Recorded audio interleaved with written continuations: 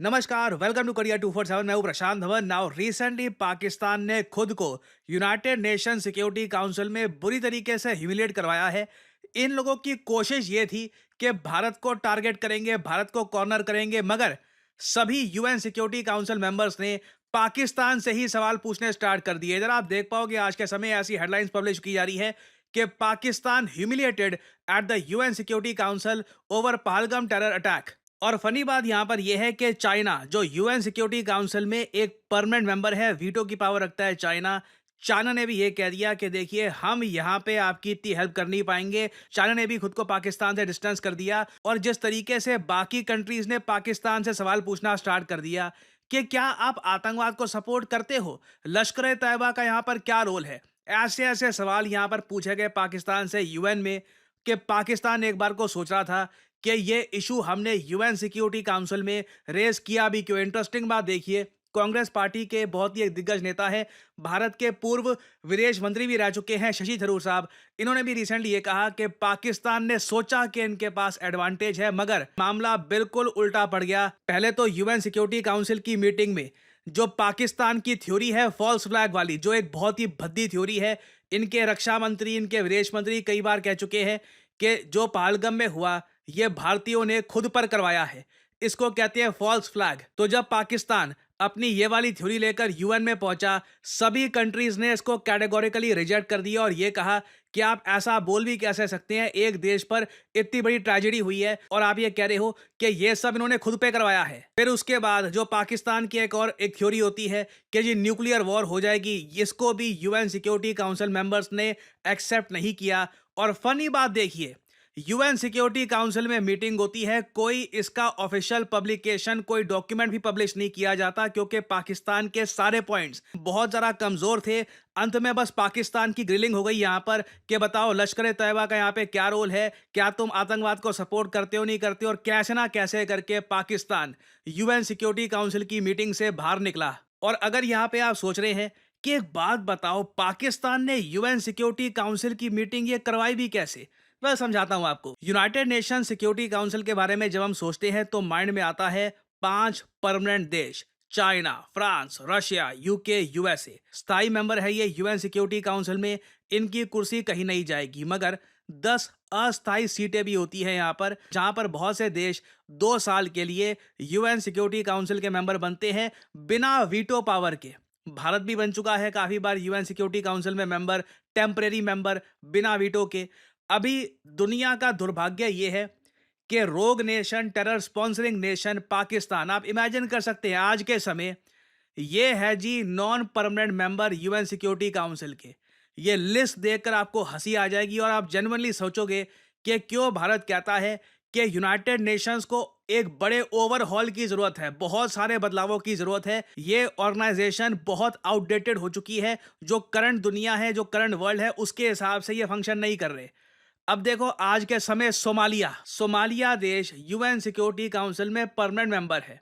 एक और देश देखो यहाँ पर पाकिस्तान, फिर एक और देश दिख जाएगा आपको यहाँ पर सियरा लियोन, जहां पर 2023 में तख्ता पलट करने की कोशिश करी गई थी, कई लोग यहाँ पर मारे गए थे। ऐसे देश तो आज के समय यूनाइटेड नेशंस के सिक्योरिटी काउंसिल में बैठे हैं। और अगर आप सोच रहे हो वेट, ये रिपब्लिक ऑफ कोरिया भी लिखा है, ये क्या किम जोंग उन वाला नॉर्थ कोरिया? नहीं, वो Democratic People's Republic of Korea अपने वो कहते हैं, वो नॉर्थ कोरिया वो अलग है। यहाँ पे हम बात कर रहे हैं साउथ कोरिया की। अब ऐसे मेंबर लेकर जब यूएन सिक्योरिटी काउंसिल बैठा है, आप बताइए दुनिया में क्रेडिबिलिटी यूनाइटेड नेशंस की कम क्यों नहीं होगी। अब पाकिस्तान को सिंस आज के समय सीट मिली हुई है यूएन सिक्योरिटी काउंसिल में, इन्होंने इसका फायदा उठाया। इन लोगों ने सोचा कि चलो भारत पे प्रेशर डालते हैं यूएन सिक्योरिटी काउंसिल के जरिए। पाकिस्तान को लगा चाइना तो यहाँ पे परमानेंट मेंबर है, मगर ये लोग ये भूल गए कि अगर मान लो चाइना थोड़ा बहुत यहाँ पे साथ दे सकता है पाकिस्तान का, दूसरी तरफ फ्रांस इंडिया के पक्ष में खड़ा होगा, रशिया भारत के पक्ष में खड़ा होगा। रिसेंटली व्लादिमीर पुतिन ने कैटेगोरिकली ये कहा है कि आतंकवाद जो करते हैं उनको पनिशमेंट देना बहुत ज्यादा इंपॉर्टेंट है। इधर यहाँ पे आप लोग देख पाओगे Vladimir Putin agrees no compromise on terror, seeks action against perpetrators. और व्लादिमीर पुतिन की देखिए एक बहुत पुरानी हिस्ट्री है, इनकी एक कोड भी है रशियन में बहुत ही फेमस कि आतंकवादियों को माफ करना ये ऊपर वाले का काम है। उनको वहां पर भेजना, ऊपर वाले तक भेजना, वो मेरा काम है। ये इन्होंने चेचन्या में जब प्रॉब्लम्स बहुत ज़्यादा बढ़ गई थी उस वक्त कहा था। और अभी रिसेंटली हमने इमरजेंसी बेसिस पर रशिया से मिसाइल्स भी परचेज किए हैं, क्योंकि मोस्ट प्रोबब्ली इंडिया और पाकिस्तान के बीच में स्मॉल स्केल की कुछ वॉरफेयर या फिर कुछ एक बड़ा मिलिट्री इवेंट ये होने वाला है। तो फ्रांस भारत के पक्ष में खड़ा है, रशिया भारत के पक्ष में खड़ा है, यूके थोड़ा सा डामाडोल है। इसका रीजन बहुत ही सिंपल है। कियर स्टारमर जो आज के समय पीएम है यूके के, ये बहुत ज्यादा लेफ्ट लीनिंग है, तो ये भारत के पक्ष में उस हद तक खड़े नहीं है। बट आज ही न्यूज आई है बहुत बड़ी कि भारत और यूके ने एक फ्री ट्रेड एग्रीमेंट साइन कर लिया है। तो यूके को मैं, आप कह लो, न्यूट्रल या फिर थोड़ा बहुत भारत के पक्ष में बताऊंगा, ठीक है। ये रशिया और फ्रांस की तरह भारत के पक्ष में नहीं है। बट यूएस आपने देख लिया, यूएस की तरफ से कैटेगोरिकली स्टेटमेंट आई है कि ये भारत के साथ खड़े हैं ना। मैं यहां पर बोलूंगा, जो इनके डिफेंस सेक्रेटरी पीट हेग्सेथ और इनका मंत्रालय क्या कह रहा है वो सुनिएगा। बाकी कोई और आदमी कोई क्या कह दे वो इतना यहां पर मैटर करता नहीं है। तो चाइना ने साफ साफ यहां पर देख लिया था कि पाकिस्तान बिना प्रेपरेशन के आ गया है। इन्होंने, पाकिस्तान ने रीड किया नहीं है कि यूएन सिक्योरिटी काउंसिल में कौन कौन मेंबर हैं, इनका क्या क्या स्टांस है। और जैसे शशि थरूर साहब ने कहा, ये बहुत ही ज्यादा एक्सपीरियंस्ड आदमी है। एक बार कोना देखिए, जिस तरीके से आज के समय यूएन के चीफ है एंटोनियो गुतरेस। एक टाइम था आज से कई दशकों पहले, शशि थरूर भी खड़े हुए थे यूएन की चीफ की पोस्ट के लिए। इलेक्शन इन्होंने ऑलमोस्ट जीत लिया था, लास्ट मोमेंट पर बान की मून ने इलेक्शन जीत लिया। नहीं तो शशि थरूर एक बार को यूनाइटेड नेशंस को लीड कर सकते थे। इन्होंने भारत को रिप्रेजेंट किया है यूएन में काफी बार, तो इनको पता है, एक्सपीरियंस है इनको कि यूएन सिक्योरिटी काउंसिल कैसे काम करता है, वहां पर क्या होता है। तो इन्होंने स्टेटमेंट दी है कि पाकिस्तान को लगा कि इनके पास एडवांटेज है, चाइना यहां पे इनका साथ दे देगा, इंटरनेशनल प्रेशर बिल्ड करेंगे इंडिया के अगेंस्ट। मगर जो इंप्रेशन हमको मिल रहा है, क्योंकि अगेन कोई इसका ऑफिशियल रीड आउट सामने नहीं आया, मगर जो जानकारी हमको प्राप्त हो रही है उसमें यह पता लगा है कि जो नंबर ऑफ डेलीगेशंस हैं, इन्होंने बहुत ज्यादा मुश्किल सवाल पूछे पाकिस्तान से।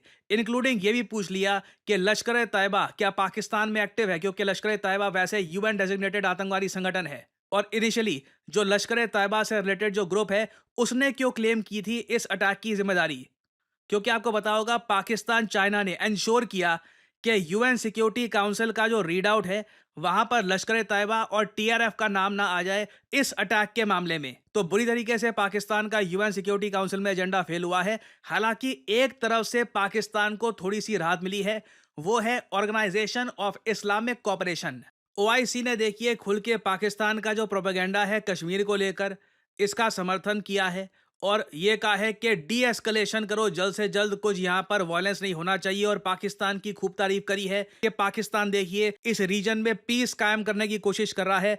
अजीबो गरीब स्टेटमेंट दी है। ओआईसी में आपको पता होगा 57 कंट्रीज हैं, इस्लामिक कंट्रीज हैं, मुस्लिम मेजॉरिटी कंट्रीज यहाँ पे है। तो इनकी स्टेटमेंट मैं कहूंगा काफी अजीब है। इंडिया इससे पहले ओआईसी की काफी आलोचना कर चुका है। इंडिया खुल के कह चुका है कि ओआईसी को पाकिस्तान ने हाईजैक कर लिया अपने प्रोपेगेंडा के लिए और ओआईसी की क्रेडिबिलिटी कुछ इतनी आज के समय बची नहीं है। ये लिटरली पाकिस्तान जो भी बोलता है उसको इको कर लेते हैं। बट उसके अलावा अगेन देखो, क्या ओआईसी का कुछ लीगल कुछ स्ट्रेंथ है, कुछ उसको दुनिया में सीरियसली लिया जाता है? तो इसका आंसर है नहीं।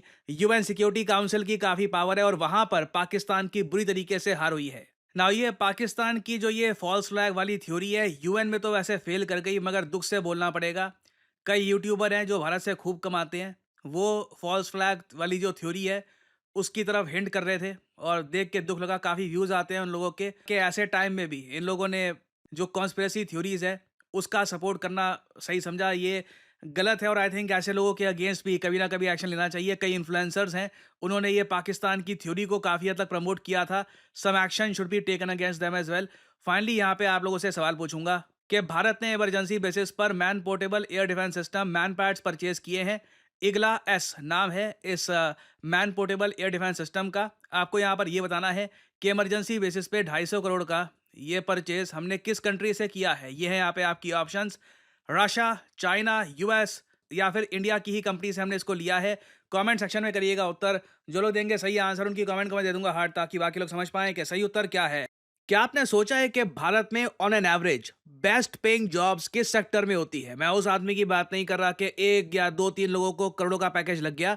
मैं यहाँ पे बात कर रहा हूँ ऑन एन एवरेज इंटरेस्टिंगली इस पर आप गूगल करेंगे तो आपको बहुत सारे ऐसे आर्टिकल्स दिख जाएंगे जहां पर साफ साफ लिखा होगा जो बेस्ट पेइंग जॉब्स भारत में होती हैं ये सरप्राइजिंगली आज के समय आ रही हैं बैंकिंग एंड फाइनेंशियल सेक्टर में, जिसको हम बीएफएसआई कहते हैं। और अगर आप एक फ्रेश ग्रेजुएट है, फाइनल ईयर स्टूडेंट है, वर्किंग प्रोफेशनल है, तो आपके सामने एक बहुत अच्छी अपॉर्चुनिटी है। आप अपना करियर बिल्ड कर सकते हैं as a retail banking manager, wealth manager, financial adviser, relationship manager या फिर इवन एन इन्वेस्टमेंट एनालिस्ट। और इस फील्ड में अपना करियर किक स्टार्ट करने के लिए करियर 247 आपके लिए लेके आया है retail banking and wealth management course, जहां पे आपको banking foundation, retail banking products क्या होते हैं, फाइनेंशियल एडवाइजरी के बारे में प्रॉपर जानकारी दी जाएगी और साथ ही साथ खुद को प्लेसमेंट रेडी कैसे करना है उसमें भी आपको गाइडेंस दी जाएगी। और इस कोर्स की सबसे खास बात यह है कि इस कोर्स में आपकी परफॉर्मेंस अच्छी रहती है, आप अटेंडेंस प्रॉपरली अपनी यहाँ पर देते हैं, तो कोर्स के एंड में हम लोग अपनी तरफ से पूरी कोशिश करेंगे कि आपको एटलीस्ट 2 इंटरव्यूज मिले। और अगर आप सोच रहे हैं कि इस फील्ड में इवेंचुअली कहाँ आप काम कर सकते हैं, टॉप रिटेल बैंक्स में एक्सिस, पीएनबी, एसबीआई, एचडीएफसी, हर जगह आज के समय आप अगर देखें दे नीड बैंकर्स। सिमिलरली ना सिर्फ बैंक्स, इवन जो एनबीएफसीज हैं वहां पर भी आप काम कर सकते हैं। जो वेल्थ मैनेजमेंट फर्म्स हैं जैसे कि मोतीलाल ओसवाल, फ्रैंकलिन टेम्पल्टन, वहां पर भी आपका करियर ओपन हो सकता है। बीएफएसआई सेक्टर में आप देखोगे कॉन्स्टेंटली ग्रोथ हो रही है, क्योंकि जैसे जैसे भारत की जीडीपी बढ़ेगी इस सेक्टर में ग्रोथ होना ऑब्वियस है। और करियर 247 के इस कोर्स की सबसे यूनिक बात यह है कि ना सिर्फ हम आपको सारी स्किल्स प्रोवाइड करेंगे, साथ ही साथ एक बहुत ही ज्यादा इंपॉर्टेंट सर्टिफिकेट होता है national institute of securities and markets का। ये एक एग्जाम पास करने पर मिलता है, निम्स सर्टिफिकेट।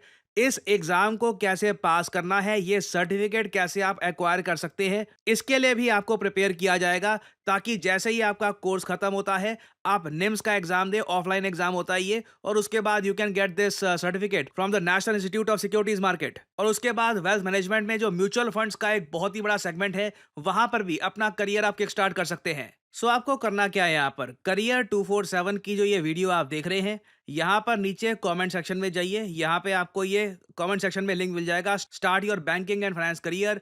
इस लिंक पर करिए क्लिक और यहाँ पे आपके सामने ये पेज ओपन हो जाएगा। इधर अपना नाम डालिए, ईमेल आईडी डालिए, अपना मोबाइल फोन नंबर डालिए और नीचे जहां पर डिस्काउंट कोड लिखा हुआ है यहां पर एंटर करिए PD10, ताकि आपको डिस्काउंटेड प्राइस में ये कोर्स खरीदने का मौका मिले। बहुत ज्यादा एक अफोर्डेबल प्राइस में हमने ये कोर्स लॉन्च किया है।